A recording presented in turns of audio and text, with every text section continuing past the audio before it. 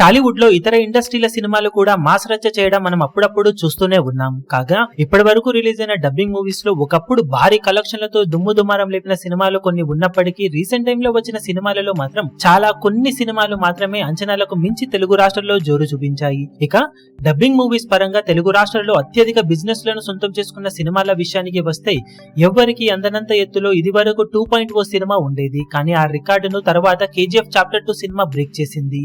కానీ తర్వాత వచ్చిన సినిమాలలో ఏ సినిమా కూడా మరీ రికార్డ్ బ్రేకింగ్ లెవెల్లో బిజినెస్ అయితే సొంతం చేసుకోలేదు. రీసెంట్ గా వచ్చిన భారతీయుడు 2 సినిమా 24 కోట్ల రేంజ్ లో ప్రీ రిలీజ్ బిజినెస్ ను సొంతం చేసుకుని ఈ లిస్టులోకి ఎంటర్ అయింది. ఒకసారి తెలుగులో రిలీజ్ అయిన డబ్బింగ్ మూవీస్ లో హైయెస్ట్ ప్రీ రిలీజ్ బిజినెస్ ను సొంతం చేసుకున్న సినిమాలను గమనిస్తే కేజీఎఫ్ చాప్టర్ 2 సినిమా 78 కోట్ల బిజినెస్ అందుకోగా తర్వాత 2.0 సినిమా 71 కోట్ల బిజినెస్ ను సాధించింది.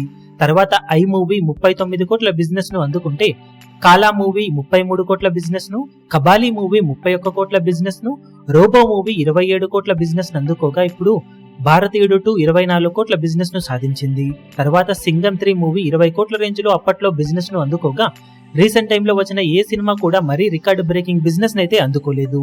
అప్కమింగ్ మూవీస్ లో కంగువా, గోట్ మూవీస్ మంచి బిజినెస్ లను అందుకునే అవకాశం ఉండగా తర్వాత వేటయ్య సినిమా కూడా జోరు చూపించే ఛాన్సెస్ ఉన్నాయి. ఓవరాల్ గా భారతీయుడు 2 మూవీతో శంకర్ రీసెంట్ టైమ్ లో తన లోవెస్ట్ బిజినెస్ ను సొంతం చేసుకున్నాడనే చెప్పాలి. దాంతో ఈ సినిమాతో ఖచ్చితంగా ఎలాగైనా తను కంబ్యాక్ ఇవ్వాల్సిన అవసరం ఎంతైనా ఉంది బాక్సాఫీస్ దగ్గర. తక్కువ బిజినెస్ అయినా కానీ సినిమా మీద హైప్ బాగానే ఉండటంతో టాక్ కనుక పాజిటివ్ గా వస్తే ఖచ్చితంగా బాక్సాఫీస్ దగ్గర మంచి జోరు చూపించే అవకాశం ఎంతైనా ఉంటుందని చెప్పాలి. ఇప్పుడు మరి ఈ సినిమాతో శంకర్ బాక్సాఫీస్ దగ్గర ఏ రేంజ్ లో రచ్చ చేస్తాడో చూడాలి.